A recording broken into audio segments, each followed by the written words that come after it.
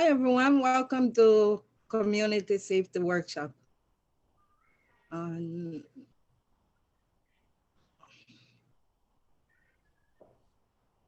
you hear me? Okay, the next slide. Rose, yeah, we can hear you loud and clear. Yeah, awesome.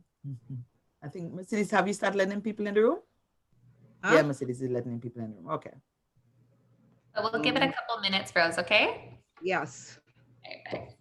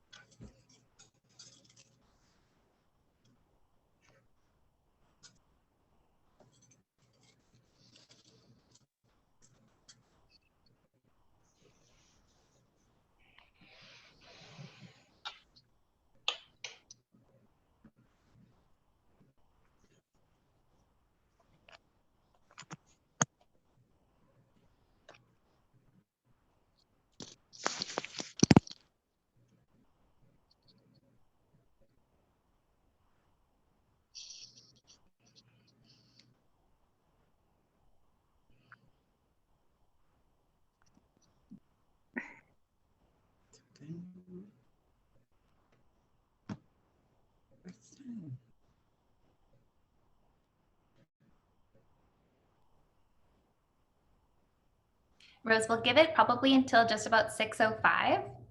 And Okay. we might wind up with a small group, we'll see. But either way, we'll keep going because it'll all be recorded. Okay.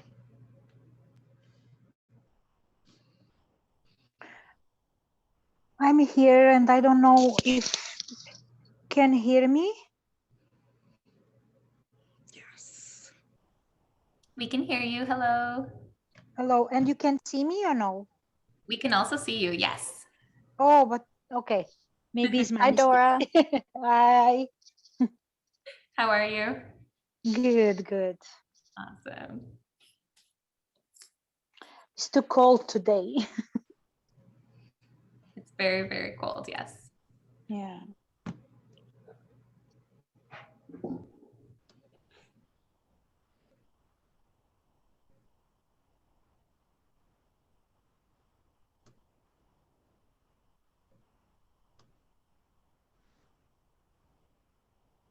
Hi, Miss Ida.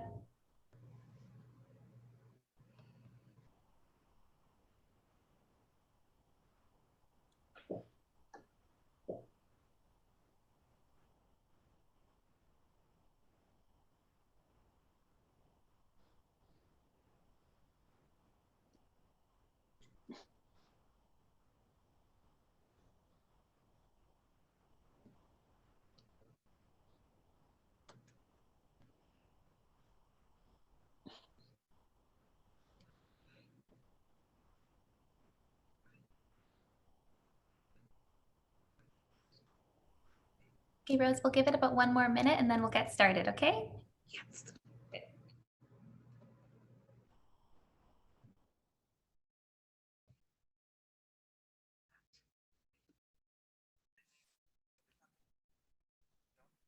Okay.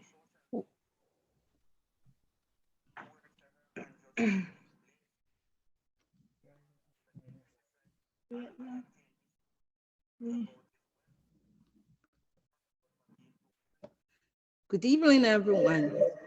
Welcome to harm reduction.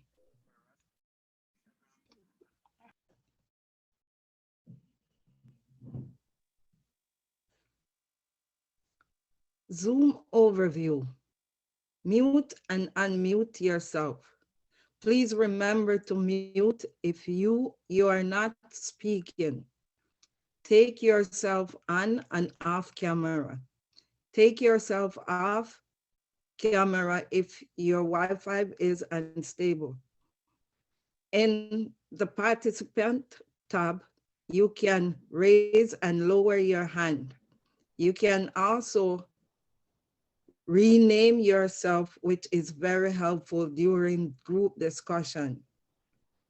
In the chat box tab, you can post comments and questions that we will raise during discussion. We will also post a link here as well.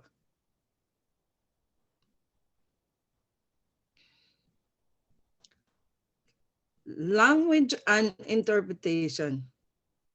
We may not need the interpreter, but at the same time, I will read in your meeting control, click interpretation. Click the language that you would like to hear Tibetan. Optional. To hear the interpreter language, only click mute optional add.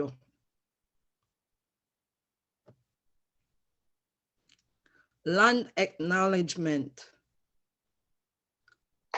We would like to acknowledge that we are gathering and learning on the territories of the Wendat, the Petun First Nation, the Seneca, and the Mississaugas of the Credit First Nation. This land is subject to the two-row one-pot belt treaty and the dish with one spoon. Wampum Belt Treaty is a peace treaty between the Anishinaabe and the Hanos, the Anishinaabe and Haudenosaunee. Anishinaabe and the Haudenosaunee to agree to share the resources of the land as long as the dish never runs dry. Over the time, indigenous nation, people and settlers have been invited into the treaty in the spirit of mutual respect and solidarity as treaty people. We are committed to upholding these values in our organizing.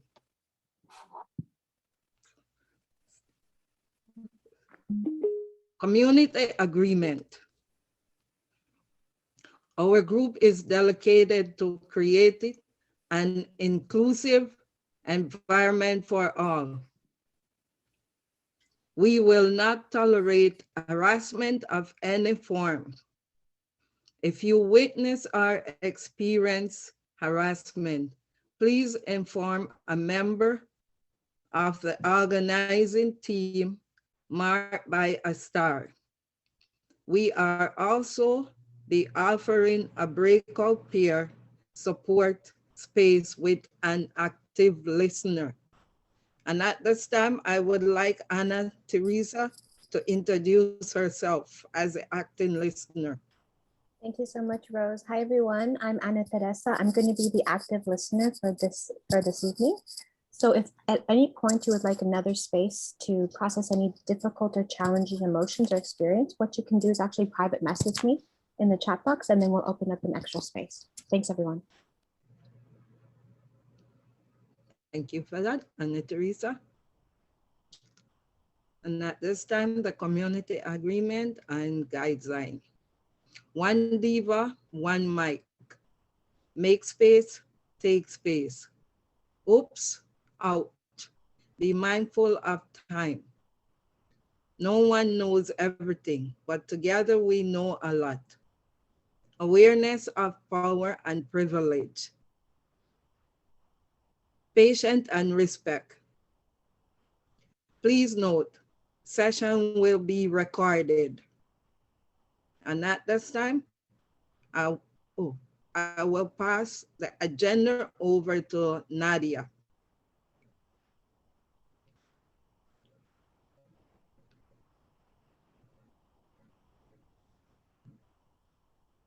Nadia, unmute yourself, please.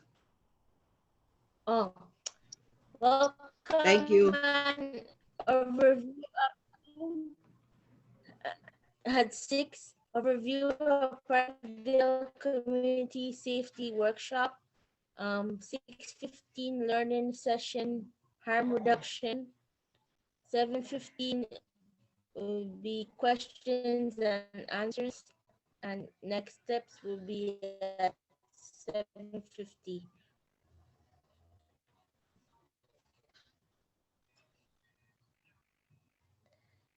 The Parkdale Community Safety Workshop series is being offered in partnership between the Parkdale Women's Leadership Group and Mutual Aid Parkdale. The Parkdale Women's Leadership Group is a collective of racialized women from Parkdale who are bound together to take action for human rights and justice. We were brought together through the Parkdale Leadership Training Series to organize in our community, and we create harm reduction, design, and a peer support space called the Parkdale Wellness Drop-In. We aim to enlighten people's minds through education and empowerment. Together, we are building the tools, resources, and strategies to empower people's minds, address trauma in our community, and start the process of healing.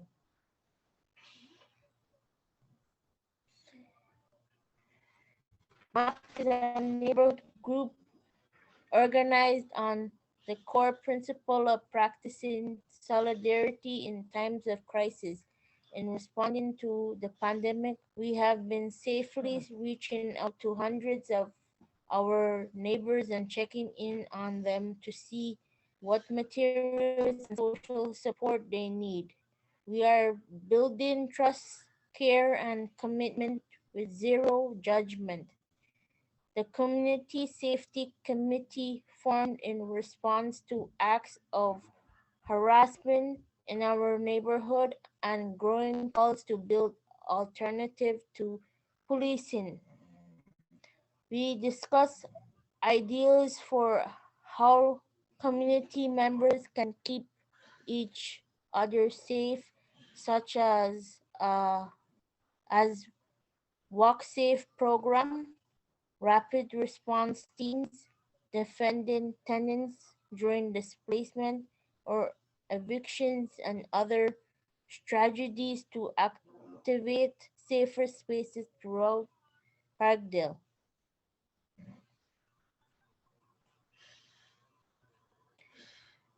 With the second wave of COVID-19 and sustained movements for racial justice and defunding the police, we have been hearing growing calls from community members to skill up and offer new forms of care and support in moments of crisis that do not rely on the police.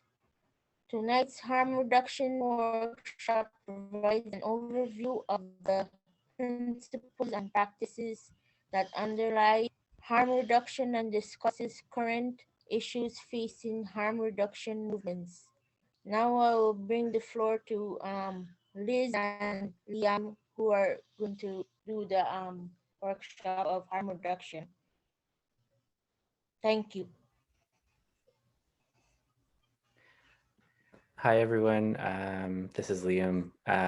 We'll just before we introduce ourselves and have a little icebreaker, we just wanted to, I'm just going to share my screen here. Just give me a moment. Thanks so much for that introduction.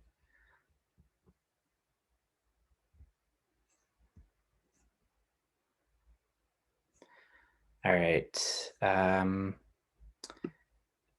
So So today, Liz and I are joining you for this workshop on harm reduction beyond safer drug use, principles, practices, strategies. So just before we get started, bear with us. I think this is both our first time doing a workshop over Zoom. So if there's any hiccups, thanks for your patience. And from home. And from home, yeah. So just really briefly, this is kind of what we have on tap today. But before we,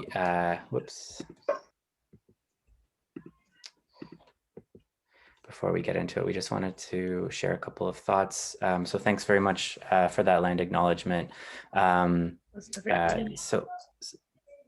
So many of you anyway who are gathering in Toronto today, you know, as you mentioned, you're gathering on the traditional territory of the Wendat, the Haudenosaunee, the Anishinaabeg, and Mississaugas of the New Credit. I am actually joining from Vancouver today, so just wanted to acknowledge that I'm joining you from the unceded territories of the Musqueam, Squamish, and Tsleil-Waututh nations. So we are both grateful to have the opportunity to share our thoughts and our experiences today in our respective territories, and wanted to also acknowledge the territory as part of the Dish with One Spoon wampum in the case of those of you joining from Toronto. So just kind of situate this a bit, I think we wanted to just underline how important it is when discussing substance use and harm reduction to acknowledge the role that drug laws play in maintaining colonial relationships and how the drug war negatively affects both Indigenous and settler communities, although in very deeply different ways. So just recognizing that the drug war builds on colonial histories of land dispossession, of cultural dispossession, displacement, and drug laws in Canada continue to be used as a tool of cultural repression and genocide. So we see this very plainly in mass incarceration of Indigenous women and men, many of whom are serving time for drug crimes. We see this in the apprehension of Indigenous children by child welfare services, many of whom are seized from parents who use substances, although more broadly as well. And we see this as well in the medical violence and neglect and in the health inequalities that are felt most deeply by Black and Indigenous communities. So yeah, we just wanted to kind of elaborate on that a little bit and recognize that, you know, reconciliation without an end to the war on drugs and the war on drug users is a hollow reconciliation. And so we're just hoping that we can kind of hold this knowledge as we move through our conversation today. Yeah, much respect to all of you and all of our elders past and present for their teachings, which have influenced harm reduction from the beginning. So with that, I will pass it off to Liz. Hey guys, so I'm also just going to do a quick housekeeping for today's workshop. Rosalie, that was really great around the muting and the camera, turning your camera off if you're lagging. I also just want to throw in there, the chat is available for you guys if you have questions in regards to topics that we'll be talking about. Liam and I will try to circle back around to the chat box and touch on some of those questions or comments. So feel free to use that space. Also, we'll have a break at some point and then come back and have discussion, open discussion. We'll also be asking you guys questions. So our hope is to have some dialogue and not just us talking the whole time. We will also be, I also just want to encourage that this space be a confidential space if people are sharing personal stories or experiences, but also knowing that this is recorded and that it will be shared. So just being mindful of what you do share in the space, respecting everyone's questions. Questions are great. There are no bad questions. And also just being mindful of the language that we use as we're talking about Indigenous, BIPOC, and we're talking about people who are using substances, just being mindful of language that can be stigmatizing and harmful. And we'll kind of like talk about the language, the very like medicalized language that is used when we're talking about people who use drugs, like when we refer to folks as addicts or being clean or being problematic, and like this. So these types of language will kind of touch on those things, but remembering that to put the person first versus whatever the action is or what you perceive might be happening for someone. And also that like we're talking about our community members and we're talking about each other. And so just being mindful of that as well. Yeah, and I guess that's it for housekeeping. If we miss any questions or there's any resources that you guys are interested in, like please throw it in the chat group and we will definitely do our best to follow up with that information for you guys.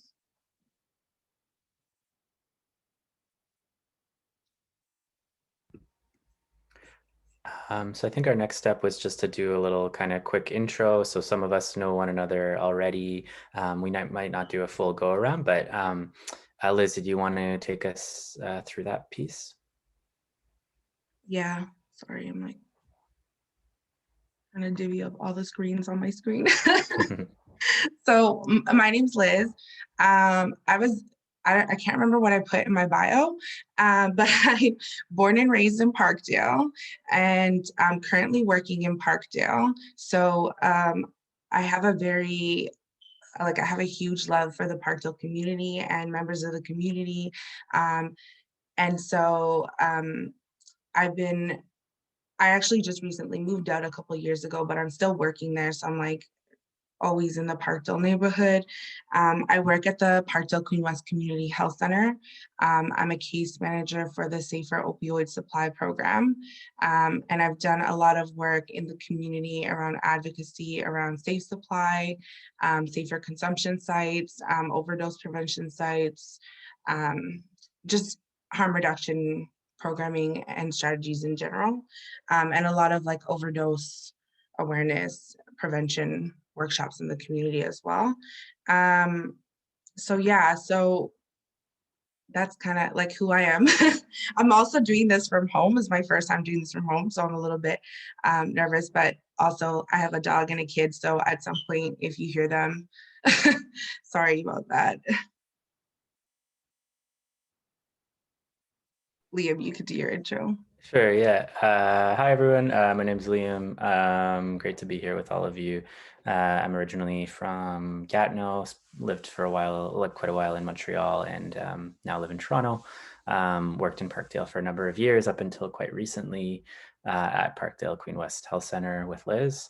Basically, yeah, I've worked in harm reduction for most of my adult life, mostly doing street outreach, developing programs in men's and women's prisons, and building some outreach and overdose prevention programs. So yeah, that's tied to my own story and my family's story. And that's kind of where I'm coming at it from.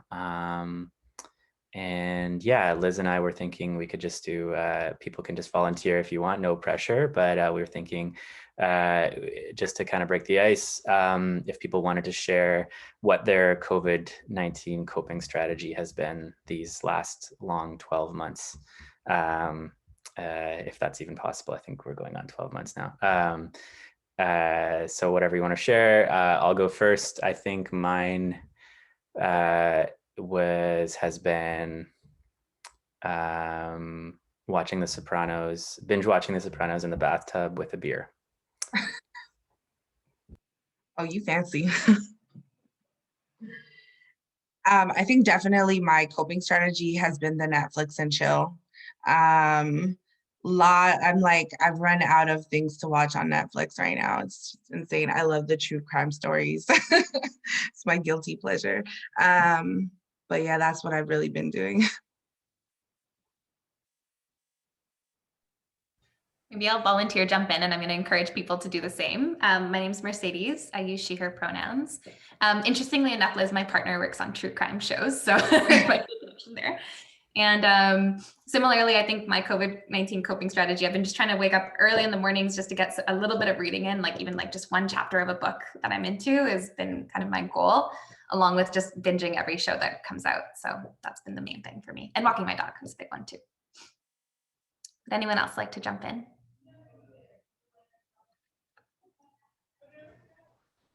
Been.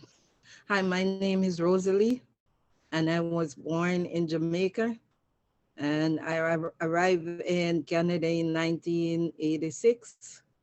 Since then, I've been working, doing a lot of job here and there, but for the past few years, I've been going to Parkdale Project Read School, and then I heard of Park doing the workshop. So I joined the workshop and the Parkdale Women Leadership Group. And since then, I'm on that team with a few more ladies. So I do spend most of my time in Parkdale, although I do not live in Parkdale. I live at Symington and Devonport. And also I do my advocate work at the stop, which is at 1884 Devonport as well. So between Parkdale and the stop, I learned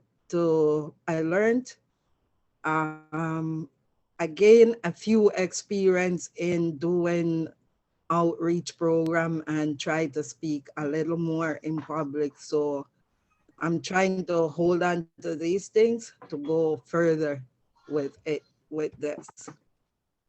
And as for me with the COVID, it is boring as, you know, HELLL, indoor, you cannot go outside, you know, and as Liz was saying, she is tired of watching the shows on TV. But for me, my main thing I watch on the Netflix is Madea movies, because that's what comes on all the time on Netflix. So it's like Madea been taking over Netflix. So that's all I've been watching. So that's I it love for that. me. I love Medea. Yes. Aisha wrote going for walks outside in the chat, and Anna Teresa wrote coping strategies are drawing and taking walks. So those are all great strategies. Thank you. So I'll pass it on to someone else. My coping strategy is just yoga for now. I'm doing that at home. And plus I'm involved with the workshops with Parkdale Mutual Aid, and yeah, tonight I'm gonna join this workshop, and then I also have board meeting with Parkdale Community Legal Services. So yeah. So mostly busy. That's my coping strategy. And all of you have way healthier coping strategies than I do. The yoga and activism and board meetings. That's maybe we can take anyone else who want to go before we move on. Yeah, I'll go. Hi, everyone. My name is Baralan. My pronouns she, her. And my coping strategy is reading inspirational quotes. Can I introduce myself? Yeah. Of course. Can you hear me or no? Yeah. Yeah. My name is Dora. I live in Parkdale. Since the last 12 months, I most of the time in home. I'm a housekeeper, but because I work in families' houses, nobody wants me inside the house. And it's a little bit hard for me because I'm alone in this country. I'm Portuguese. Before I was a teacher, And I feel like the COVID time took out all my energy. Uh, I pass my days to support one friend I met here last year. She's a cancer survivor. She's in this moment with chronic depression. Um, I make workout in front of the TV like a stupid girl. I painting. I can share with you guys what I'm used to do, like small things uh, like this. Um, keep me busy at least. And I watch movies, Netflix. I cook a lot. I learning how to cook bread, and I get weight about, and that's it. Is this? Awesome, thank you. All right, anyone else want to volunteer, or should we move on to the next section? No pressure. All right, so I'm just gonna advance this. So this might look familiar to some of you. It's an organization that was called the Department of Public Memory. I'm not sure if they're still active or not, but basically they were a group of people that tried to commemorate people's history. So kind of different kinds of social history, local history in Toronto that was not officially recognized or that was hidden or that concerned communities that were kind of invisibilized in one way or another. So this is a project that they worked on with clients and community members who use drugs who were accessing harm reduction programs at the Parkdale Community Health Center. So this was actually a sign, a metal sign that was attached to a post outside of the health center for a number of years. I'm just wondering if the text is big enough, if I could get a volunteer to read the panel on the right out loud for the group, the one here in black, starting with because. Any volunteers? I can volunteer if you like. Thanks. Okay, I think I'd have to sprint that here. Because public health can't always get down here in time, because there's a big rise in opiates, because it's a safe place to get a drink of water, because no one gets made fun of, because I learned CPR and how to put naloxone in, because I don't want to get HIV, because it's a place to return used needles, because it's not just about the needles, because when your friends do drugs, you have to have a third eye, because then people don't go missing or disappear, because you can't always afford to wait, because it takes a long time to trust, because we met every single Monday, because it was fun, because there's no vaccine for Hep C, because I used to put my used needles under my mattress, because I felt like a dirty person, because no one was paying attention to crack, because a death a week was not uncommon, because in the 90s, they tried to kick us off the street corners, because guys like us who worked all our lives have arthritis and sores on our feet, because it's something we walk with pride, because it's Parkdale, because it's not toxic, because you shouldn't be afraid to speak about what's going on, because we do what we need to do, because I remember when it was scary to talk about drugs, because it was the first in the city, because it's a human right, because it saved my life. Thank you. Thanks so much. So this is, these are all answers that community members of Parkdale, who are all drug users themselves, answered in response to the question, why harm reduction? Why is harm reduction vital? Why is harm reduction important? So we just wanted to kind of ground that our conversation today in, you know, the experiences of local folks from Parkdale who make up the community, and about why harm reduction is important to them.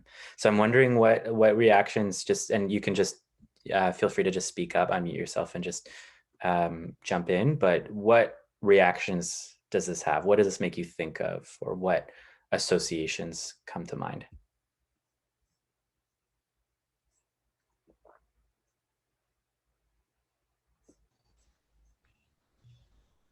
Okay, I'll go. What do you call it? I work. I do work with backup. So they and I also work. I used to do volunteer with them with harm reduction department. So we learn about uh kit packing, yeah, at that time, and we and they taught us about like different kits for and condom and I think they, I think some of the kits they had like this crack pipe and needles and yeah, that's their supplies that they were showing, and they also did naloxone training, so that's another thing. Well, thanks for that. Maybe I'll just jump in with a couple of just little explanatory things. So for those of you who don't know, naloxone is a medication that is used to reverse opioid overdoses. It's been around for many, many years, but it's only become accessible more recently, only in the last few years. So it's something that you can get at the health center, at most pharmacies, at most community health centers, very short training. It's basically something you administer to someone who's having an opioid overdose. So just a little aside around that. Does anyone else have anything they'd like to volunteer or reactions that they have to these statements, this statement? Teresa in the chat said it's very powerful. A part of keeping people safe and healthy is also caring about them and your connection to others. Awesome. Thanks for that. I think things that come to mind for me when I read this, and it's been a while since I've looked at it, but is the ways in which different I think about stigma and shame and how people internalize that, like the comment around because we felt dirty. I forget where it is, but yeah, because I felt like a dirty person, right? And how the kind of structural things that people experience we end up internalizing that in different ways, right? So that's one thing that comes to mind. Another thing that kind of makes that this statement makes me think about is the ways in which different kinds of oppression intersect. So, you know, there's someone that makes a comment about trying to kick us off street corners and the repression faced by people who do sex work, especially street-based sex workers, and how that interacts with stigma and discrimination that drug users face. Does anyone else want to share any reactions to this? I think I'll kind of jump into and just say that I really like this. I was at Parkdale when this was just completed and they were revealing it out to everyone. And when I read it, it kind of just reminded me of like growing up in Parkdale. And it's like all encompassing. Like I think these are the things that we don't talk about in our communities sometimes. And there is a lot of stigma and there is a lot of guilt and shame. And like, I think people try to hide these things when they're talking about their community, but I really like this because I think it shows the diversity and the sense of community, and that people feel safe and they kind of like are able to share these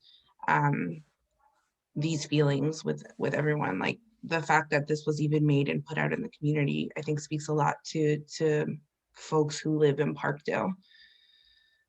Totally. Thanks, Liz. Mercedes also put in the chat, navigating feelings of isolation and stigma toward building a sense of belonging and community, right? So how do we move out of those experiences of marginalization and use that as a kind of common platform to build that community strength? So thanks for that. And then I'm just seeing another comment here in the chat seeing the connection between harm reduction and how it's connected to empowerment and giving people a sense of agency in addressing their personal issues. Awesome, thanks for that. I think the piece around agency is really key, and we'll get into that a little bit more. It's like a kind of core value of harm reduction that can sometimes, as things get more formalized and as things get more medicalized, sometimes gets lost from view.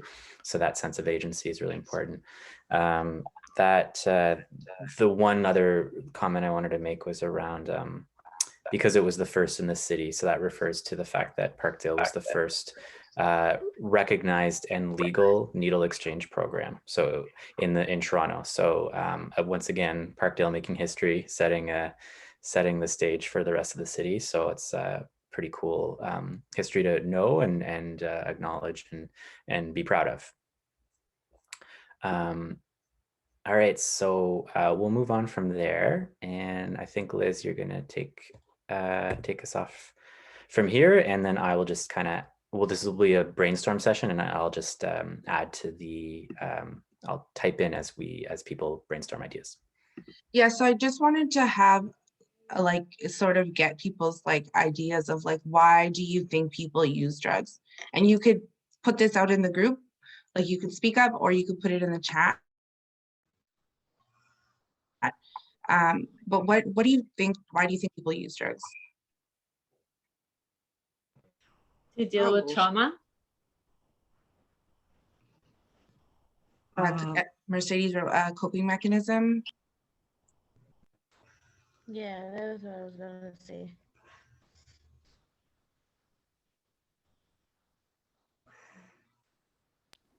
For fun or just like to prevent boredom.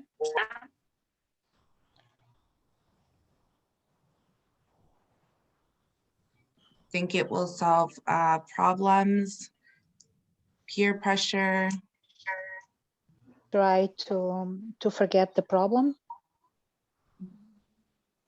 Can I ask what kind of problems do you think it could solve for people? If whoever mentioned that point, do you want to elaborate on that? Either Sometimes family, sometimes no money, sometimes the rules of the community or the society, the person, right? Sometimes bad influence from friends, sometimes rejection from the society, I don't know, stigma.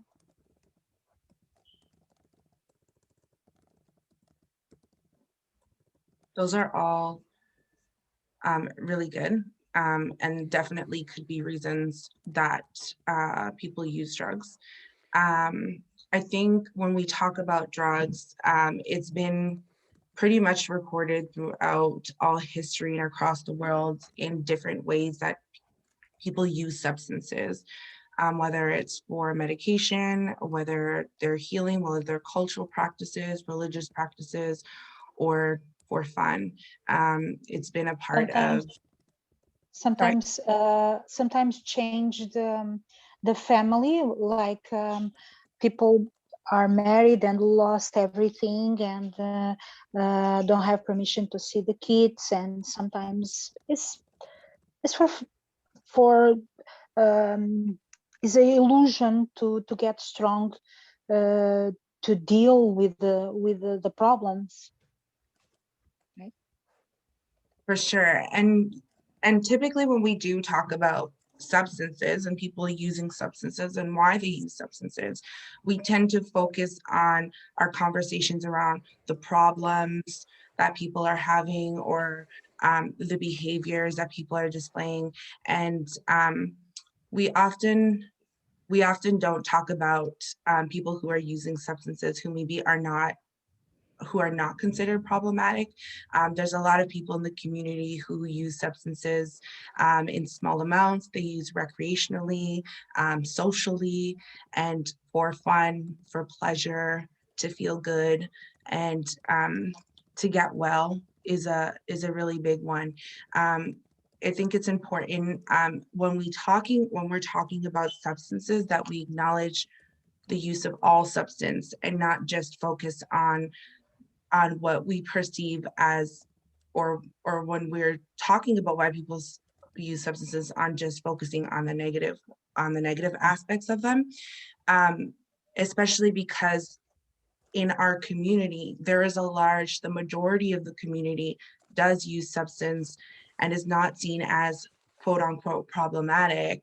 But we're just not aware of it because we're not stigmatizing it, we're not labeling it. And so I think it's important that when we talk about these things that we encompass all of them, and acknowledge how our perception of why people use drugs, like how that also can stigmatize the communities as well. Also, I just want to talk about like what different types of substances and how some can be socially acceptable versus other not being socially acceptable, and then these labels of problematic come up. So it's interesting because I don't like to use the word problematic when we're talking about people who use substances. It's a very medical, clinical term. It's also used a lot in corrections, and it's really used to stigmatize people.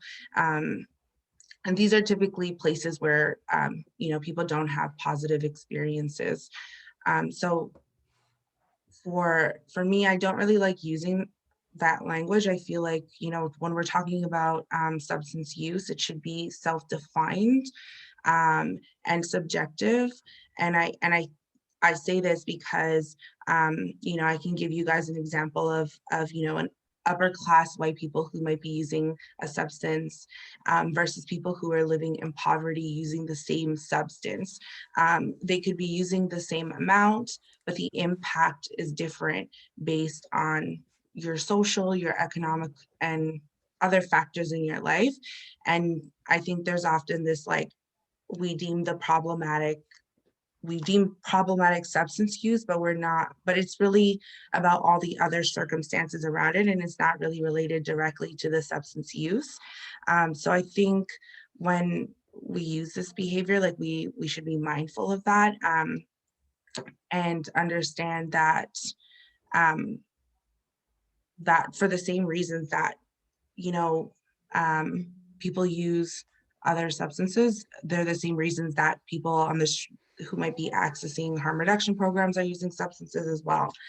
I also want to touch a bit on like the prescribed versus like non-prescribed medications, and how the street supply drugs and people who are accessing those drugs are considered to be more problematic in terms of like being in trouble with the law and all these other, and overdosing and whatever. So I think it's important to like acknowledge that there's society views that impact the way people get criminalized, and the way people get discriminated against and stigmatized based on like what they're using, what their economic status is. And so like another example of that, I think, is like when we're talking about coffee. Coffee is a substance, and it's a substance that I cannot function with if I do not have it. I drink coffee several times a day, and if I don't, I can be very irritable. I can go through withdrawal. I can be a bitch. There's a lot of things I think correlate with maybe other substances, but because it's more socially accepted and because it's legal and it's readily available to everybody, I think it's like it's in every organization, it's everywhere you go. We don't tend to label those people as problematic. So yeah, I just kind of like wanted to just touch on like why people use substances, the labels, the language that we use when we're talking to people. Like, people should really be self-identifying if they feel like there is a problem with their substance use, how they use. And that's a big part of harm reduction, is giving people that autonomy and the resources and information to make those decisions for themselves. I also wanted to talk a bit about, Liam, could you go on to the next slide? I think it's the different drugs and classifications. So, so what drugs do people use and what are the effects of them? So we have stimulants, depressants, and hallucinogens. So stimulants, there's actually a lot more classifications, but just in terms of like time and also going through them. So stimulants are like crack, cocaine, crystal meth, caffeine, speed, Ritalin, bath salts. We also have depressants, which are alcohol, opioids. Sorry, Okay. slippery fingers. Opioids, oxycodone, Percocets, morphine, methadone. I'm sure you guys have all heard of these. Other depressants are benzos, Valiums, Xanax, GHB. Like, these are all very common right now, especially amongst like young folks. There's hallucinogens or psychedelics, which are like LSD, mushrooms, MDMA. And then we also have a couple more different classifications. So we have dissociative drugs, which are K and ketamine. Or there's like a new thing that like a lot of young folks are using, which they call lean, which is like a cough syrup. And then there's the cannabinoids, where there's like weed, hash oil, blunts, and stuff like that. So there's different classification. Stimulants are more of like an upper, what like we tend to call them uppers. So there's like, you're alert, you're focused, you're euphoric, you're excited. It could cause some anxiousness, like sweating, exhaustion, because you're kind of just on the go all the time. And you're like hyper focused on something. Depressants are what we call downers. And so downers really sort of like relax you. They're used as painkillers. They could be very euphoric. And they also, they target the part of your brain that feels pain. So if you're feeling any physical pain, it really helps with that. But it also, the part in your brain that targets pain is a mental and a physical, emotional. It's the same thing. So when you're also using depressants, you're also sort of numbing that emotional, mental pain as well. What some of the negative effects of this are: higher risk of overdose, especially if you mix a downer with a downer. It suppresses your breathing. What else? Let me just go on to the next one. Hallucinogens, where we're talking about like mushrooms and weed and psychedelics. They're more of like outer body experience. There's like a wonderful joy, a connection to like an outer, it's like, yeah, it's like an outer body experience. And so some of the negative effects of that could be confusion, disorientation, disoriented, or panic, especially if it's like a bad high, like you're not enjoying it. It could be very scary. You tend to like, you might see things or hear things, and yeah, that it might give you like a lot of anxieties and stuff. So these are just sort of some of the different types of drugs and the effects of drugs that are very prevalent in our community. I think mostly, I think we see a lot of, crack, meth use, alcohol, and opiate use mostly. And then like amongst the younger community in our neighborhoods, we see other things like benzos, Xanax, ketamine, MDMA, and mushrooms.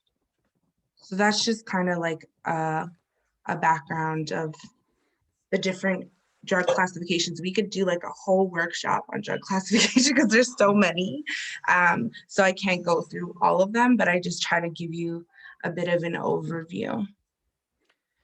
Awesome. Thanks, Liz. Yeah, I was just going to say, if anyone wants follow up on these kinds of conversations, the workshop today really isn't focused on kind of interventions or how to support someone in the case of an overdose or if they're in some kind of distress related to drugs. But if you guys want more information about that kind of stuff, we are going to be putting together further reading and further resources. So just let one of the members of the organizing team know, and they can pass that on to me and Liz so that when we kind of gather some materials, we can speak to that.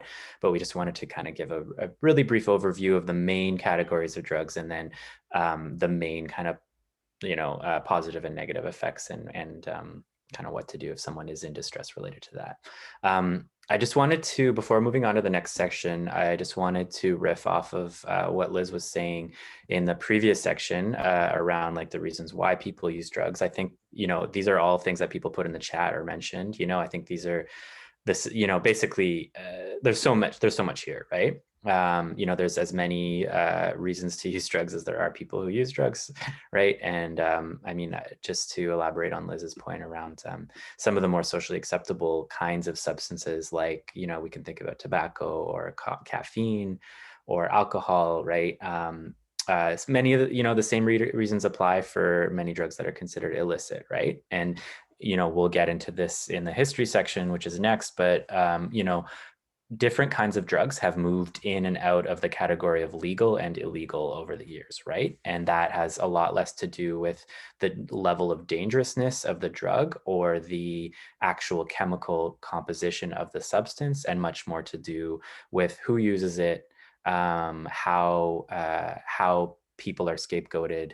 And so I'll get into that in a second, but I guess just a couple of things I wanted to mention was, I think, I see, people mentioned dealing with pain, physical or emotional, and related to that is, the question of self-medication. So for instance, like I have a number of family members who are psychiatric survivors and have been either institutionalized most of their lives, or have been kind of subject to different kinds of involuntary psychiatric coercion and whatnot. And I have an uncle, for instance, who's used stimulants in the past basically to deal with the side effects of being on really sedative medication, and I think that's something that I've really seen among a lot of other people who I've worked with or kind of crossed paths with, right? So we use like ways to self-medicate, and I think we also see this especially among communities who do not have access to healthcare or who face systemic barriers in access to healthcare, right? Is that when people don't have access to healthcare or counseling or therapy or even prescription medication, we have very poor coverage in Canada when it comes to prescription medication if you're not on social assistance. So people turn often to street supply. And in many cases, those are just basically illicit versions of medications that people are prescribed, right? So we see a lot of people who have undiagnosed panic disorders or things like this will turn to sedatives or downers, right, to manage that. Same thing with people with undiagnosed attention deficit, often will turn to stimulants because it plays a similar function, right? So anyway, I just wanted to kind of go down that little rabbit hole around the self-medication piece, because I think that is a common one, and helps understand different patterns of drug use, right, and why certain people are attracted to certain kinds of substances, right? Liz, are you cool if we move on to the history section now, or did you have anything else to add to these two? No, that was great. Thanks. Cool. Yeah, so maybe I'll go over this next section. It's basically a very, very short and incomplete history of the drug war in Canada. And this, you'll kind of have to bear with me, kind of lecturing or, rattling on for a couple of minutes. And then we'll take a break. And then when we come back, there'll be a little bit more discussion and stuff for the second half of the workshop. So we often think about the war on drugs as having started maybe with Brian Mulroney or Ronald Reagan or Richard Nixon in the United States, because those are the people who first started using the war on drugs and as a term.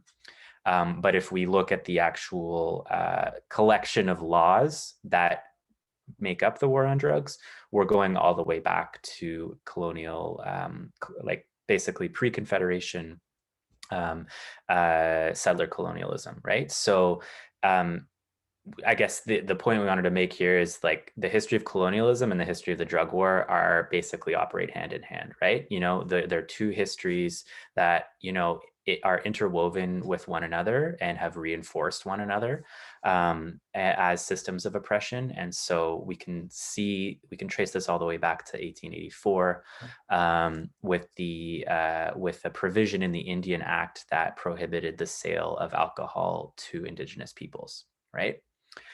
So here we already see the beginnings of the very selective enforcement, right? And this is something that, you know, we see traces of today as well, that kind of selective enforcement, right? Not everyone's substance use is regulated in the same way, right? Certain people are subject to more scrutiny, more surveillance, more policing. Moving on just a decade later, 1895, there is another provision of the Indian Act that criminalized Indigenous trade and sales of plants.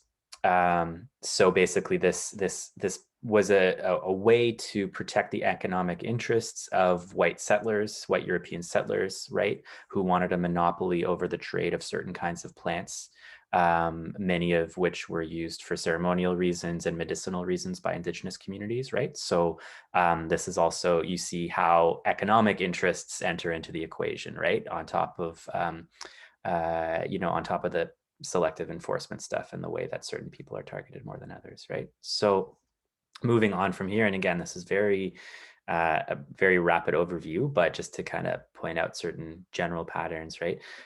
Moving on to 1908 was the Opium Act. Actually, this you'll see this notice. You can see here the notice reads, "Notice is hereby given that any person selling or giving directly or indirectly to Indians any intoxicant or intoxicating fluid are subject to a fine of $300." Right. So this is we can share this with further resources, but this is from an illustrated history of the drug war by Susan Boyd, which is a pretty neat book. It kind of goes over some of this history. So, but jumping to the Opium Act in 1908. So basically, you know, we see it's really, really striking when you look at even very basic histories of the drug war. Drug laws coincide with waves of immigration, almost, you know, like very, very categorically, right? So basically, and we see this same pattern repeating historically, where there are different waves of immigration, of racialized immigration, I should be specific, right? So specific communities of people of color immigrating to Canada, and then there's a moral panic created in association with particular newcomer communities. Often those are associated with certain cultural practices that are turned into problems, or it's often we've seen it tied to racist rhetoric around, you know, invasion, right? The same kinds of anti-immigrant rhetoric that we see today around certain communities taking over, you know, compromising our quote unquote way of life, same kinds of patterns. So basically, in the context of the Opium Act, there was a lot of anti-Asian racism. And that basically put pressure. There's a lot of populist pressure put on the government to create the appearance of containing this threat, right? So this basically led to specific kind of scapegoating. Despite opium use at the time being widespread among both Asian and settler and white communities, it was the substance itself became racialized, right? Became associated with Chinese community in particular, and then it was criminalized basically as a way of producing the appearance of like containing this threat. So I mean, and so not to get into too lost in the weeds here, but we see this pattern repeating itself throughout history, and And what happens, you know, so when we think about opium, opium as a substance was basically the substance that was more common before heroin, right? And so when opium became criminalized, then it created, you know, the market, it operates on supply and demand. So it created the need to basically heroin, which is much stronger and much more powerful, replaced opium, right? Which was smoking.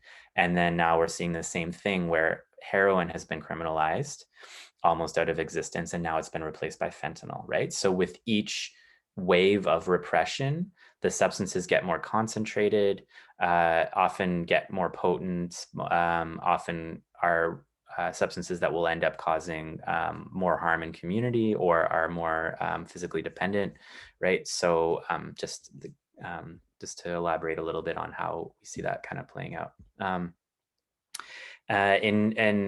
Yeah, so a little aside around alcohol prohibition. So in 1910, alcohol prohibition went through in most provinces in Canada. It went through kind of province by province.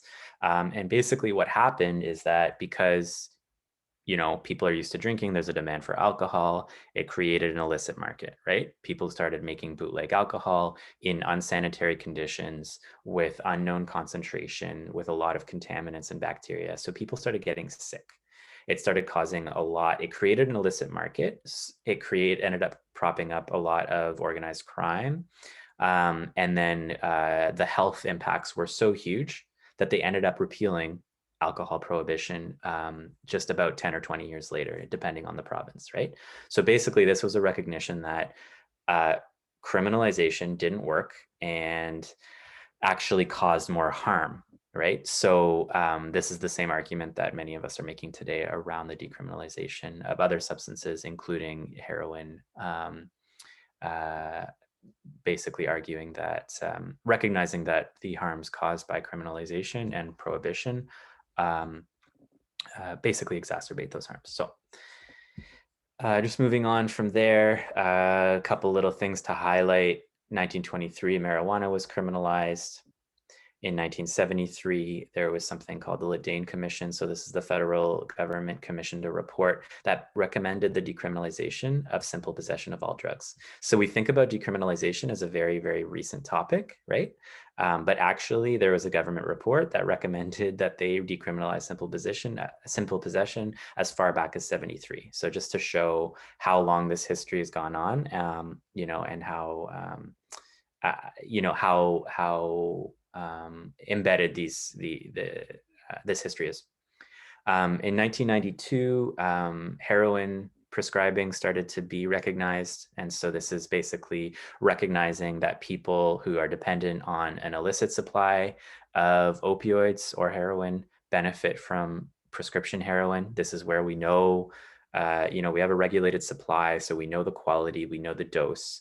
And then people have access to it more easily as opposed to needing to hustle for what they need every day, right? And so that's something that's still not available in Canada, except for very, very, very few exceptions, but is a practice that is actually started as early as the 50s and got significantly scaled up in Switzerland notably, but also throughout Europe starting in the 90s, right? So again, not new science, not new evidence yet. We're still fighting for these kinds of things. In 2003, the first legal injection site opened in Vancouver. This was the first, they already existed elsewhere in the world, but this was the first in North America. In 2005, this is when Harper was putting through a lot of mandatory minimum sentences, for drug crimes. And also was a year in which cat was criminalized as a substance. So this is just one substance among many that basically, just to emphasize the fact that, you know, substances fall in and out of legality and illegality all the time. In 2006, at a international conference in Vancouver, the International Network of People Who Use Drugs was founded, and they put out a statement called the Vancouver Declaration, which we'll get into in just a moment.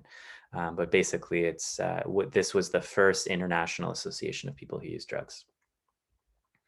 In 2020, calls for decriminalization kind of started to heat up. So at this point, the United Nations, UNAIDS, so the United Nations Special Council on HIV and AIDS, has supported decriminalization. The World Health Organization has supported decriminalization.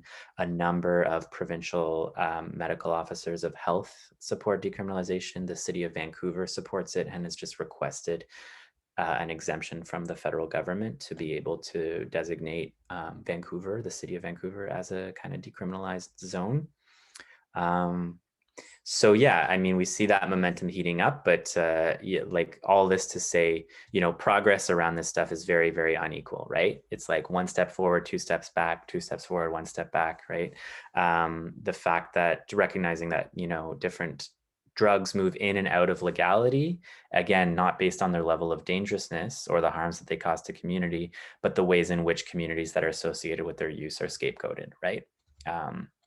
So I'll kind of leave it there. If anyone wants to jump in, Liz, if you want to add anything, or if anyone wants to jump in with any questions related to this piece before we take a break. There was Dora, I think, had a question. You put your hand up.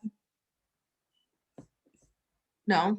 Okay. Just stretching, digitally stretching. Okay. Yeah, so there was a question that just came in around what cat is as a substance. So I don't actually know much about it. It's a plant, so it's not ketamine. It's a plant that's grows primarily in Afghanistan. It's associated with some ceremonial practices and mostly used recreationally. I've heard it referred to as both a stimulant and an antidepressant. So I think it's like this strange in between. Basically, it's a kind of leaf that you chew. There's no evidence that it's associated with harmful outcomes yet. Under the Harper government, it was criminalized, and a number of people, notably newcomers from Afghanistan, were criminalized for either importing or possessing or consuming the substance, right? So just to emphasize that, a lot of the time when drugs are scheduled, or when drugs, which means when they're deemed illegal, right? A new drug emerges, let's say, and then they're scheduled. That has sometimes has to do with available evidence around dangerousness. A lot of the time it has nothing to do with established evidence, right? Because in the case of cat, there is no established evidence of harm in the medical literature. Yeah, I think I'll just mention this before we take a break, but this is part of the Vancouver Declaration that came out in the 2006. This is just a piece of a much longer statement. Basically, it's a manifesto by and for people who use drugs. So I'll just read it out. Or does anyone want to volunteer to read this out, actually?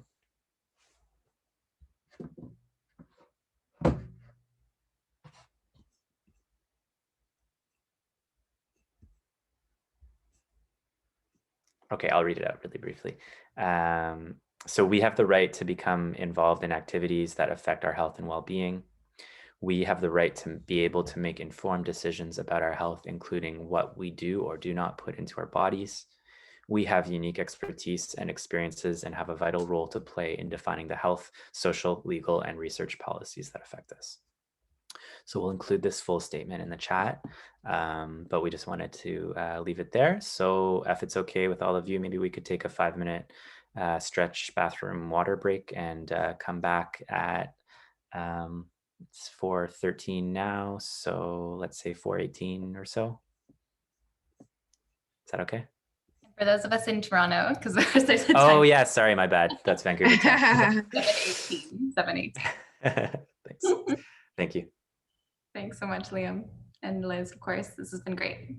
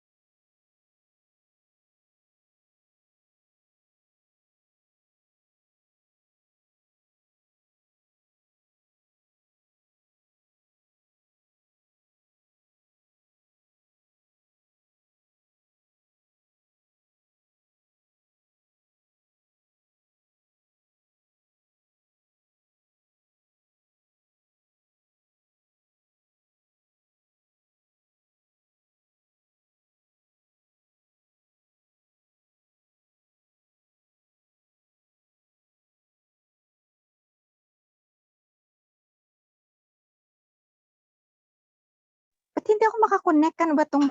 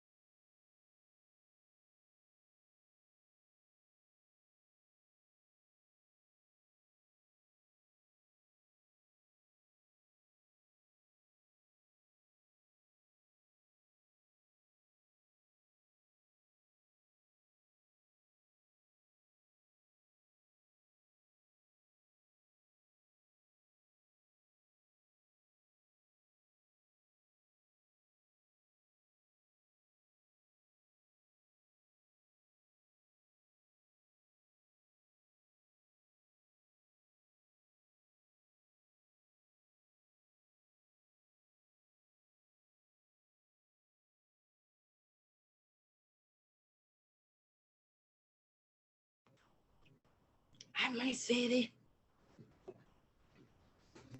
Hi, Rose. Hi. Hello. Are you enjoying the workshop so far? Yes, so far so good. Learning lots, right? Yes. Did you have any questions, Rose? Well, so far the first one, the first question I had was when Liam was saying about the VITAL, the vital. He don't know the thing. He don't know if they're still running. But I'm saying, like, if there's a way, if he could find out, like, if people want to know, and if there's a way, how will people know if they up and running? To say use that access. Great question. We have Liam back now. Liam, I'm not sure. Yeah, let me try to find. Last time I tried, I think I tried to contact them at one point, and I didn't hear back. So I don't think they're still active. But I'll find the information and I'll put it in the chat. And yeah, I'm not sure who. Liz, do you remember who was involved? Because you were around when that was happening. Yeah, because they reached out a couple of years later to do another similar project around the grief and loss in community about a year or two after the overdose crisis had begun. But I don't think I think after that, shortly after that, they ran out of funds, but I'll try to find that contact information too. Okay. Thank you.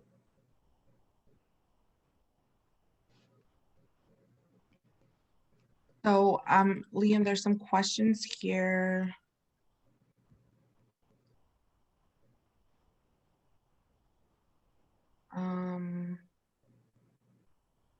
Anna Teresa said, use the word moral panic. Can you explain more?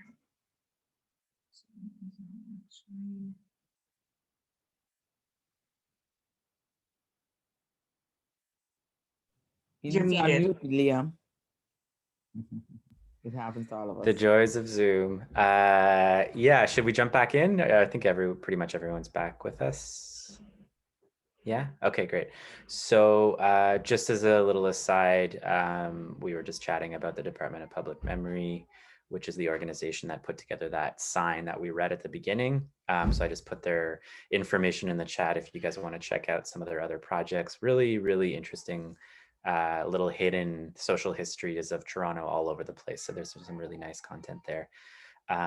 There was a question around moral panic, and that's a great question. Sorry, I didn't elaborate on that.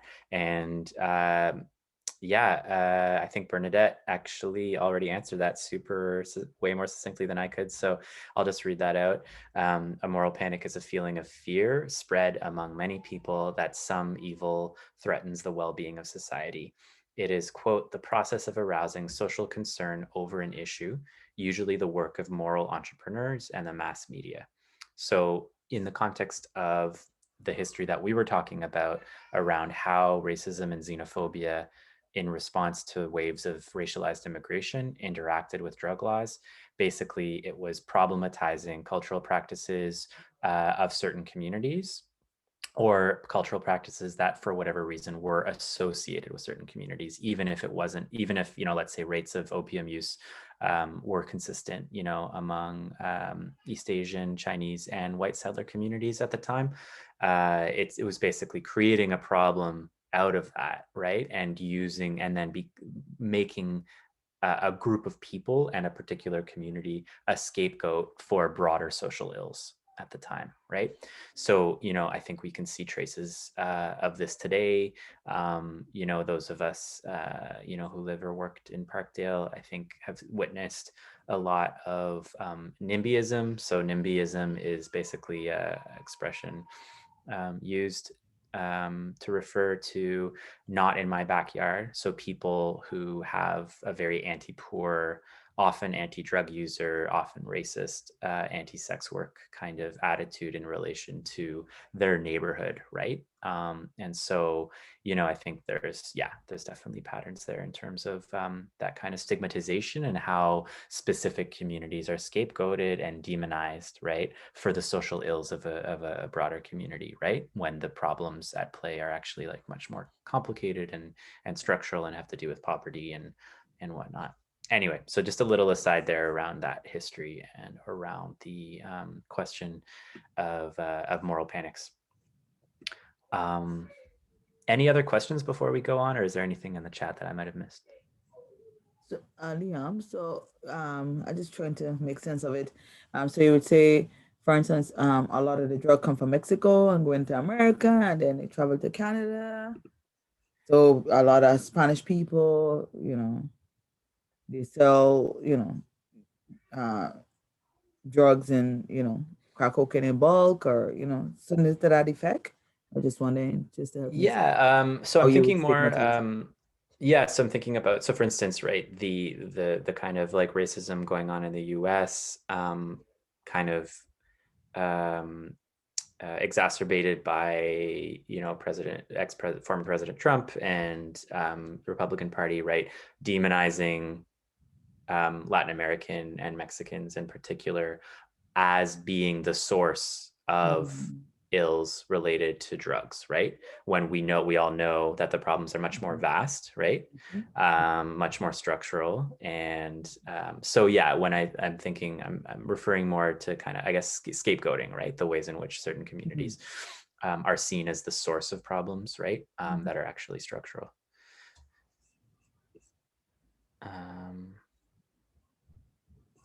Okay, maybe we'll move on.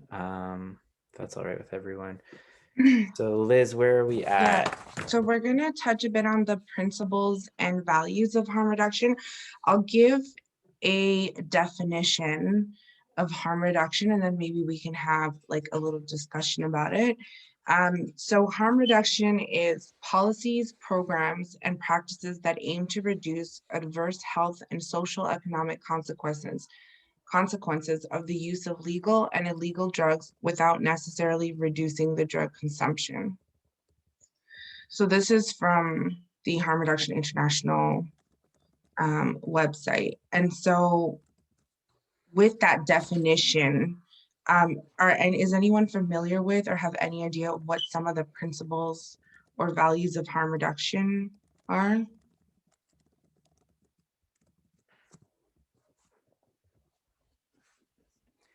So someone brought up agency earlier. I'm wondering if you can maybe, whoever that was, or if anyone else wants to elaborate on that one, right? So when we say agency, what are we talking about, and why is that an important value in relation to harm reduction and substance use?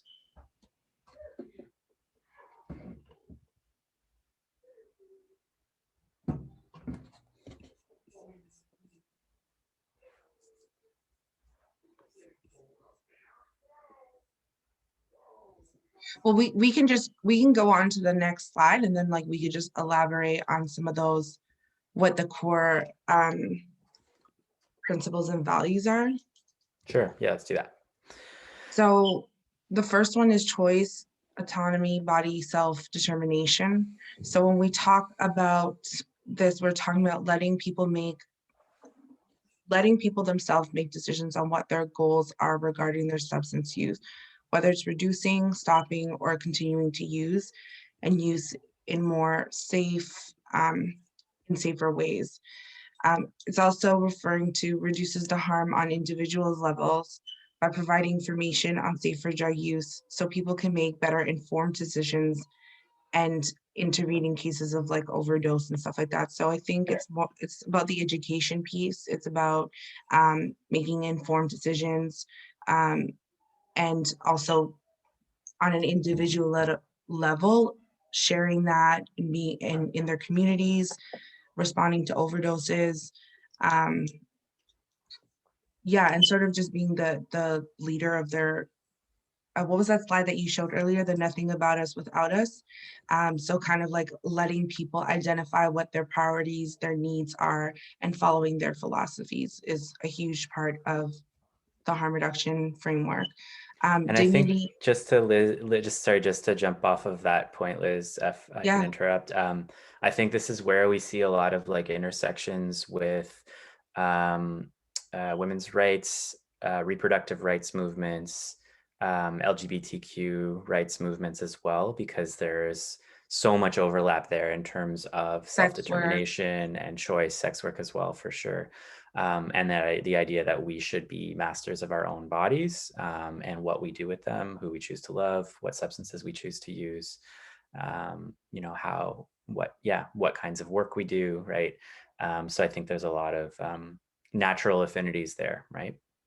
I think the great thing too about harm reduction and why it's so different to many other services that, like, for instance, like other public health agencies offer, and like healthcare system, is that because they're nothing about us without us, and they're entrenched in people's philosophies of work. And we'll talk about that a little bit later too, when we talk about the different strategies that we use now and what's happening in Parkdale, is that a lot of the work is based on what people have been doing in their communities for a really long time, from, you know, reversing overdoses to spotting people to, you know, to getting people equipment, to, you know, just taking care of each other in such a communal way. And I think that's a huge value in harm reduction, and why I think it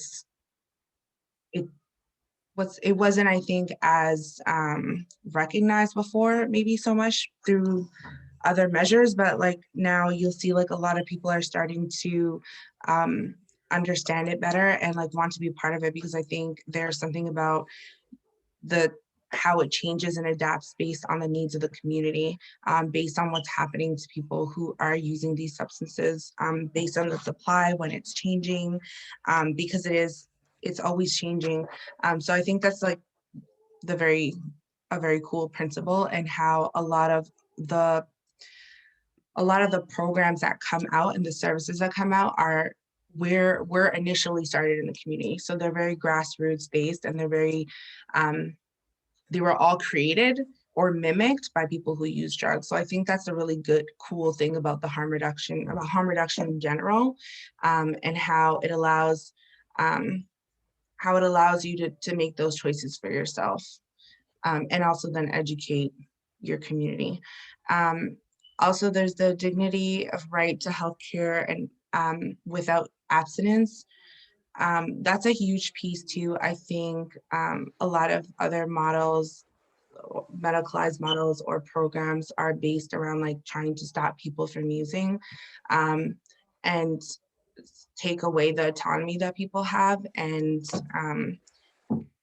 in turn can be very stigmatizing and discriminating towards people, especially if these are like cultural practices or whatever. Like sometimes there's people who want to go to to detox or something, but like they're, you know, you're not allowed to use any substance, but you don't want to give up all your substances. You want to just give up one. Maybe you still want to drink, maybe you still want to smoke cigarettes, maybe you still just want to drink coffee, but they're like, no, like you have to do all of these things or you cannot access this detox program. And that's not really a harm reduction model.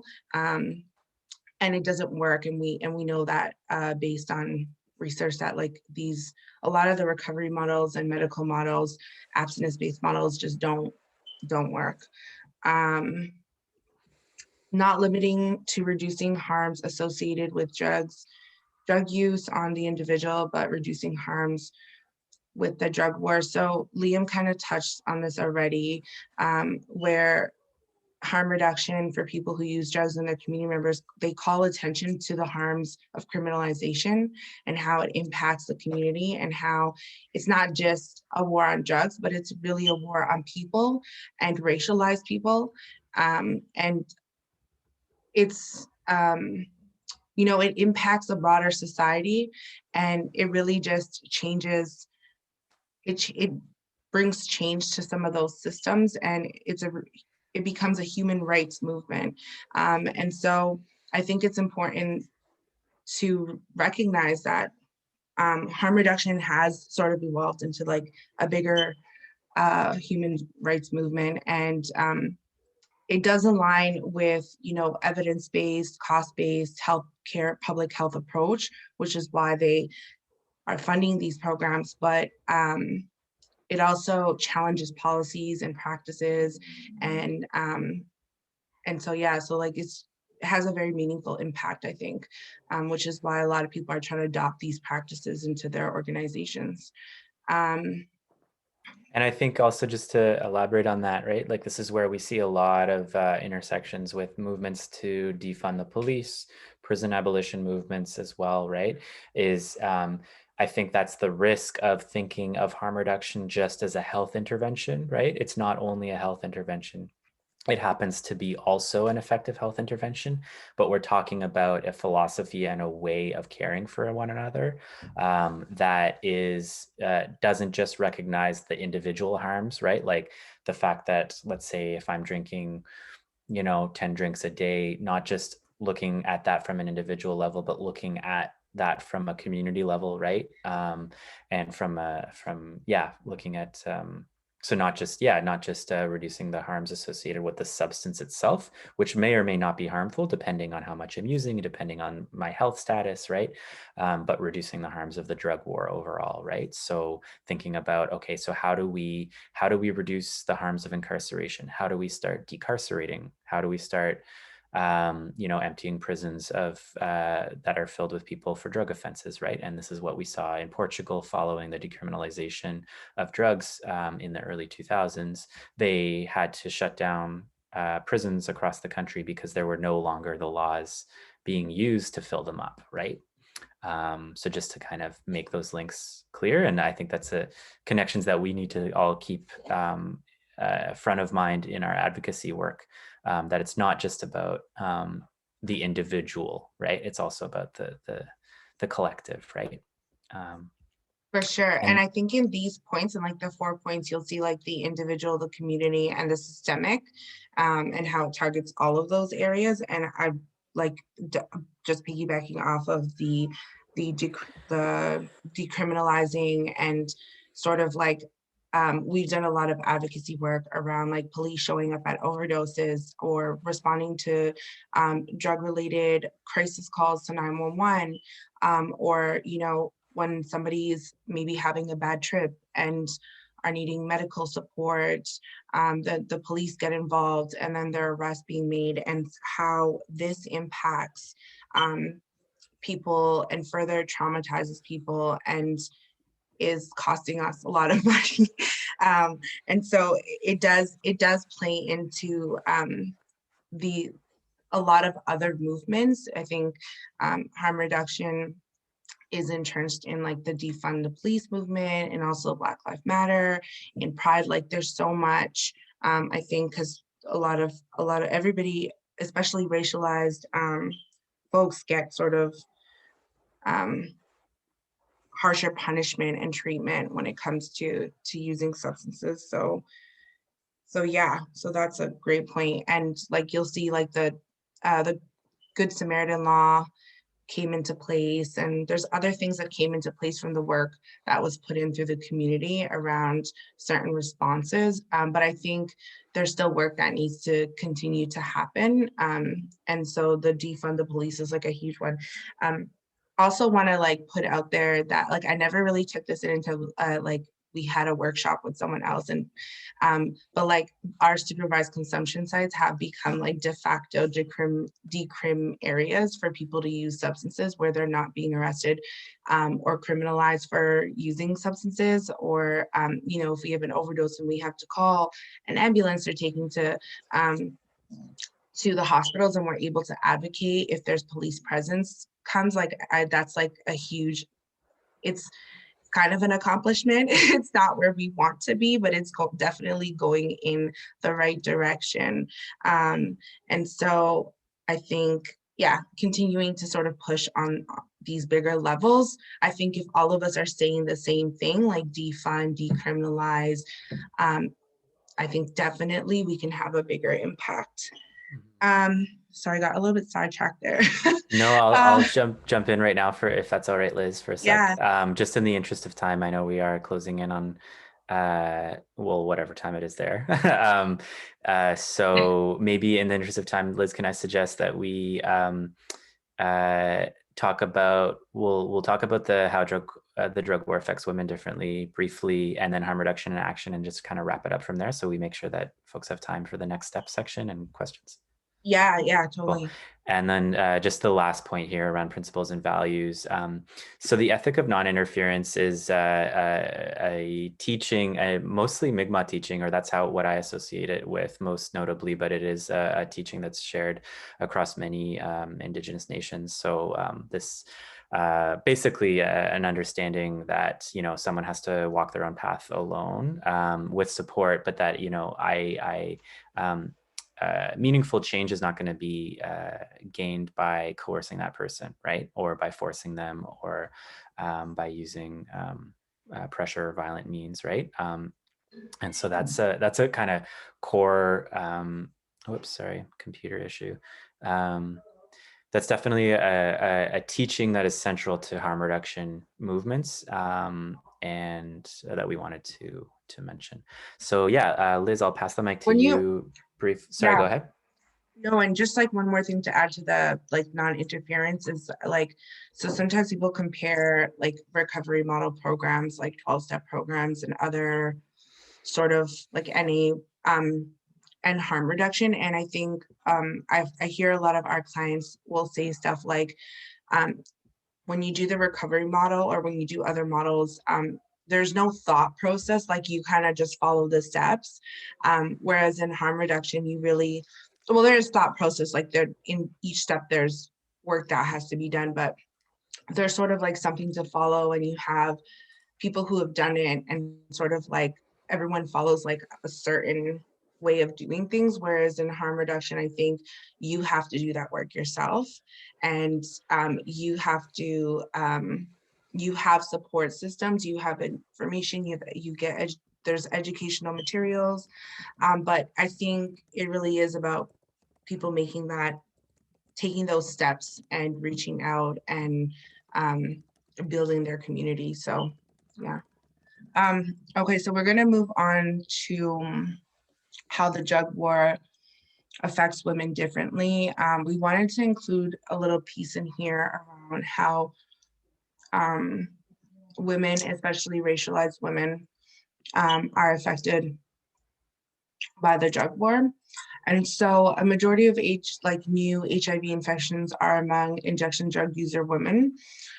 We know that women are more likely to be injected by their partners. They're less likely to know how much they're getting, and are typically second on the needle. So if they're, you know, you're sharing with your partner or whatever, they tend to get whatever's left over, or tend to get like the used supplies. We also know that women are more likely to die of an overdose within the first few years of injecting drugs compared to men. Research also tells us that women are rapidly increasing in numbers of deaths from when the overdose crisis first began. So I think before we used to see a lot more men who were overdosing and dying. But as the overdose crisis has continued over like the last five years, we're seeing that the numbers are pretty much very equal. And so there has been an increase in women, in more women who are passing from overdoses. Women are also more likely to develop chronic health issues, even if they don't use as much or as long as men do. They usually typically develop more issues with the chronic health, heart issues, liver cancer, reproductive issues, and unplanned pregnancies. In 2015 to 2016, there was a research project that was done inside jails, and specifically for women who were incarcerated, and they were trying to understand like what were the complaints that women had, and the number 2 complaint was healthcare, and not being able to access. We know, like Liam and I know through working with people, is that once they get incarcerated, they're not able to access their medication. They typically get their medication changed. It's very difficult to connect with a doctor, a social worker, or a psychiatrist. So typically this has like a very negative impact on someone physically and mentally and emotionally, can really unstabilize people if they're incarcerated. Many women who use drugs have CAS involvement, child apprehension, or like are involved in some way, shape, or form in the like justice system, so they're incarcerated. There's an overrepresentation of Black and Indigenous children currently in the foster care system. We also know that often women are grieving the loss of their children, and with that, they tend to lose money. If they're getting extra money on their check and they don't have their kids anymore, they lose money. They could lose housing, family connections, and support. So there's a lot of internalized, I think, guilt and shame, which increases isolation and also increases a greater risk of overdose for women. So there's like, I think women, when they're going through this, they're sort of like disconnecting from friends and family. If they're like carrying any internalized stigma. I just kind of wanted to share a few stats here that I pulled up earlier. Indigenous women are the fastest growing population in our prison system. They account for 43% of all women incarcerated. They're also more likely to have been in the foster care system, have harsher sentencing, spend more time in solitary confinement, and have lower success rates of integrating back into their community. Most women also disclose having mental health issues, substance use. They use substances to self-medicate and have experienced physical and sexual abuse. And the reason I'm kind of just throwing these stats in there, these are actually recent stats too. These are from 2020. The reason that I'm throwing that in there is because most of these women have been incarcerated because of drug-related offenses. So you can really see how all of these things come into play when you're dealing with a woman specifically who's sort of sorry, it's just like, it's so deep when you think about it. As sometimes I think about it and I need a minute to just kind of sit with that because it's really deep. And it's like, this is how the war on drugs has really affected women, especially women of color, Indigenous women in our community. You know, I also seen stats about Black children in the foster care system.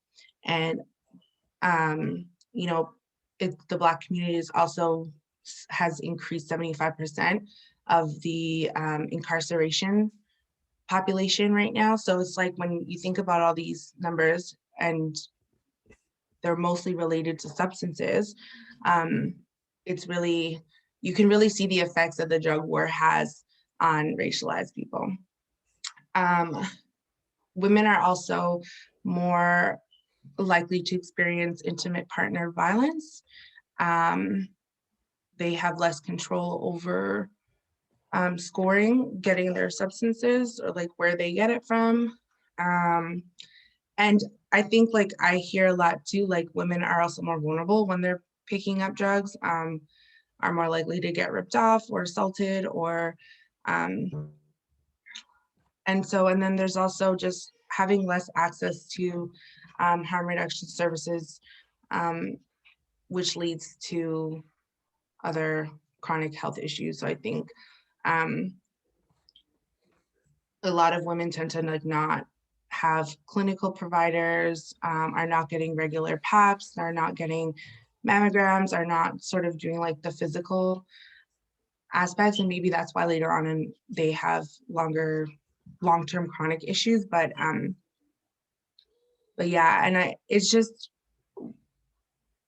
it's crazy when you think about this, and how how women then internalize it, and the added pressure I think that comes from, like, you know, if you're a woman or you're a mother and you're using drugs and you get arrested, and how that looks on you. If there's children involved, I think it affects women a lot more than it affects men. And I also think that, you know, that even within different substances, there's like stigma when it comes to who's using and how they use. So like a good example of this is like crack versus cocaine. You know, we see a lot of crack. When we hear crack, I think a lot of people associate that with poverty, low income, substance that you smoke. It's the exposure to children, because we've all heard of crack babies, the prenatal, moral, inner city Black communities, you know, that's all we think about. And then when we think about cocaine, we think about celebrities and partying and money and homes. Like, you do it in your home, you're sniffing it up with $100 bill, you know, you're associating it with like fun, but really when you break down both substances, they're the same thing, right? And so I think even with when you compare both substances and how we perceive them and how we stigmatize people who use them, we then further stigmatize the women when they're using those substances. And like, I know, like, growing up, we used to hear things like welfare queens and like, you know, crack babies and like women having babies for more money and stuff like that. And so like, you don't really hear things like that about men in the community. And so that just creates more stigma and like less access to services and resources. But yeah, so that's just kind of a little bit around how the drug war affects women. It's also really difficult. In Canada, we don't do a lot of race-based data collecting, and we don't, especially around like women of color and substances. So this is, you know, this is as much information as we have, but we know that it goes a lot deeper than that. And so yeah, like it's pretty a harsh reality. I don't know if anyone has any comments or if there's anything you guys want to share.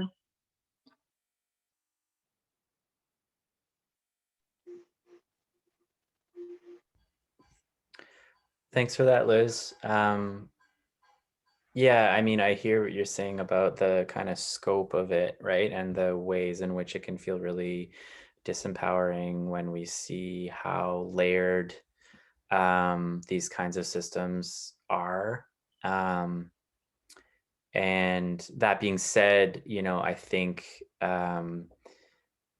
it's really, when we look to like people's daily lives and strategies of resistance and daily practices and mutual aid practices, you know, we see that all around us, right? And so I think as embedded and entrenched as some of these structures can be, and mutually reinforcing as some of these systems can be, I think you know, people's ability to like resist and care for each other are just as powerful and just as entrenched and embedded and historical, you know? So yeah, so maybe kind of on that note, I'm wondering, like, you know, we have some more material, but I know that we're coming up to the close of time and we don't want to eat into your guys' next steps section as well. But just to kind of quickly go over some of those practices, right?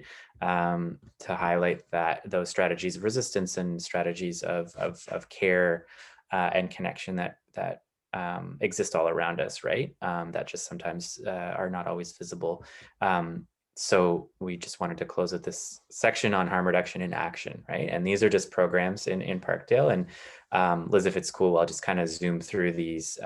We'll send out these slides after, but these are all programs that you can find at Parkdale Queen West Community Health Center. So more information on the website, but we will share these with the organizing team so you guys can take a closer look.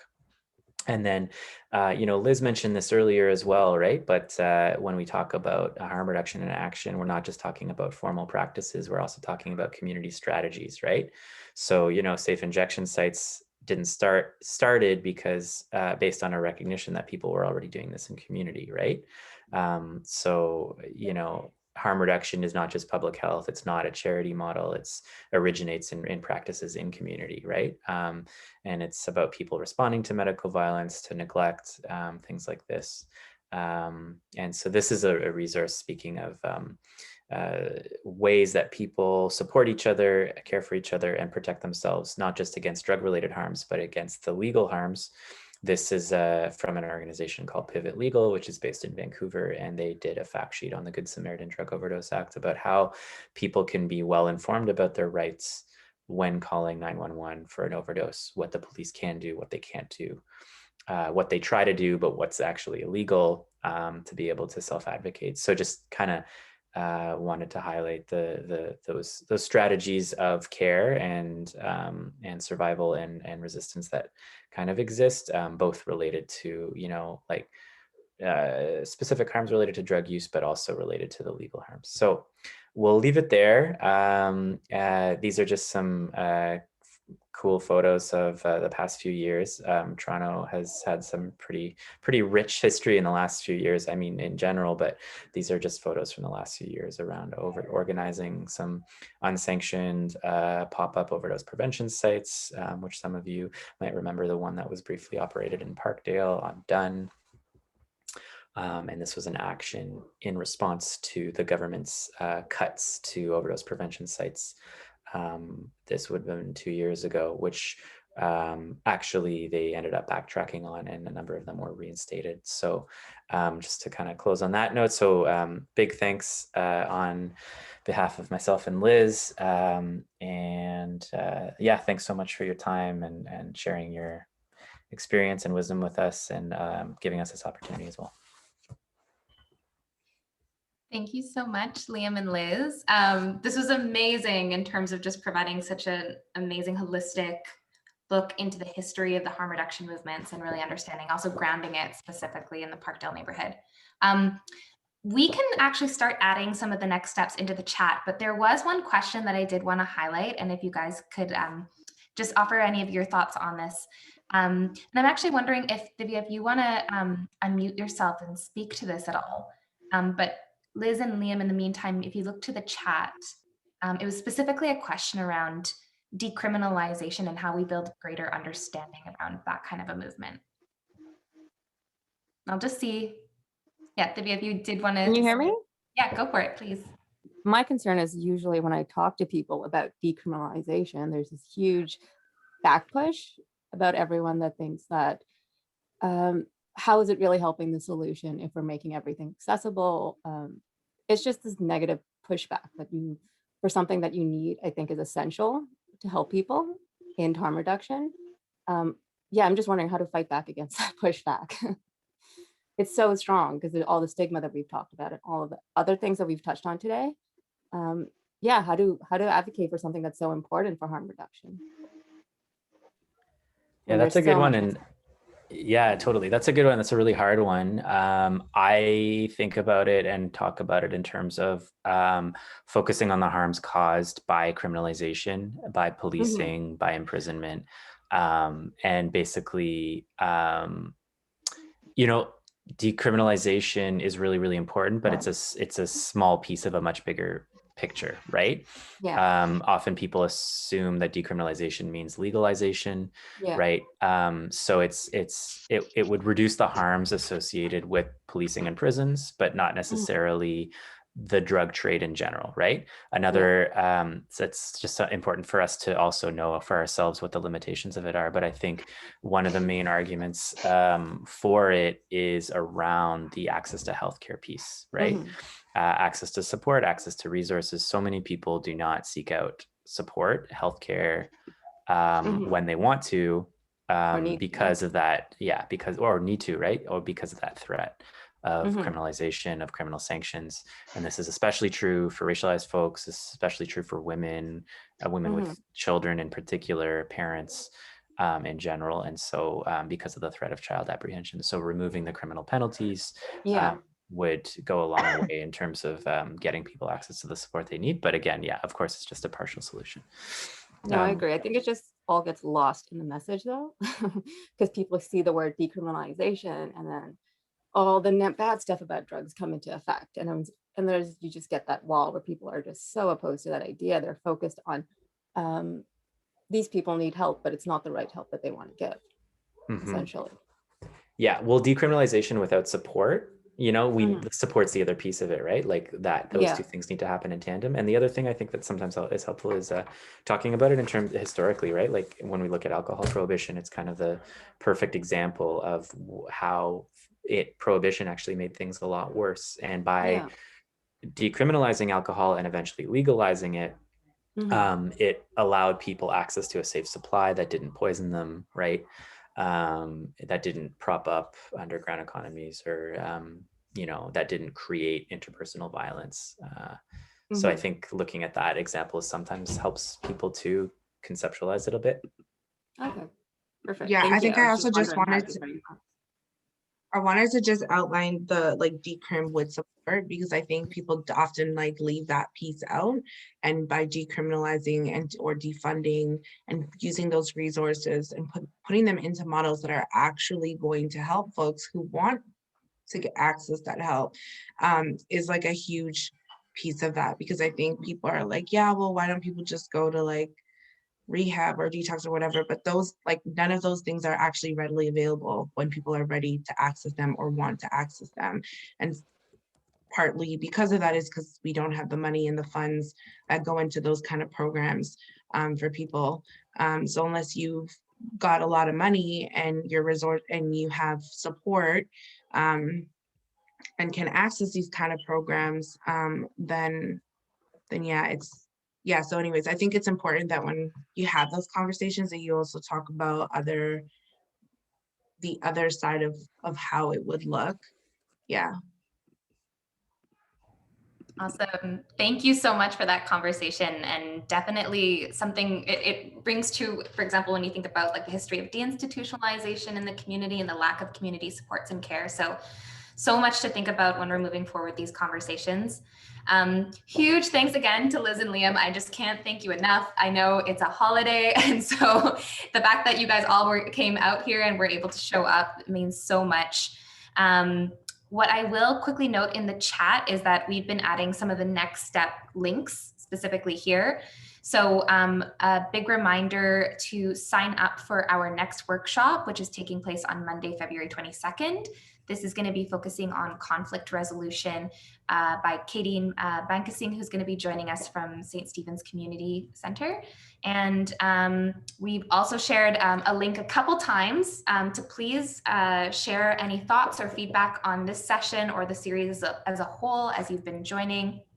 As we were kind of mentioning before as well, we were talking a lot about defunding movements. And so we did also put a link in the chat to Standing Up for Racial Justice's current campaign around defunding the police, which is in line with Black Lives Matter's demands for defunding by 50%, aligned with, of course, broader disbanding and dismantling movements. And I'm also going to just invite Beryl Ann to close us off by sharing a little bit about Mutual Aid Parkdale and how to get involved. Thank you, Mercedes. Hi, everyone. We started a mutual aid network here in Parkdale to help people who are COVID-19 positive, or families or individuals in general. So if you would like to be part of that movement, that process, don't hesitate to reach out to Anna Teresa, Mercedes, myself, to get involved, or here Lee's involved here on the call also to be part of Mutual Aid Parkdale. So the acronym MAP. Thank you. Beautiful. Thank you so much, Beryl Ann. And thank you again, everyone, for joining the call. Please feel free just to unmute yourselves and say goodnight. Huge thanks also to, there are a bunch of people supporting on the back end, taking notes, doing closed captioning, present as active listeners. So thank you again to everyone who joined. Thank you. Thanks, everyone. Everyone, Take care. thank you, Liz. Thank Thank you, everyone. It's fascinating. Have a good night. Very Thank you, fortunate. Liam. Thank Thank That you, was Mark. so It's great. been amazing. Thank you so Thank much. you, everyone. Thank you. Wonderful. everyone. Take care.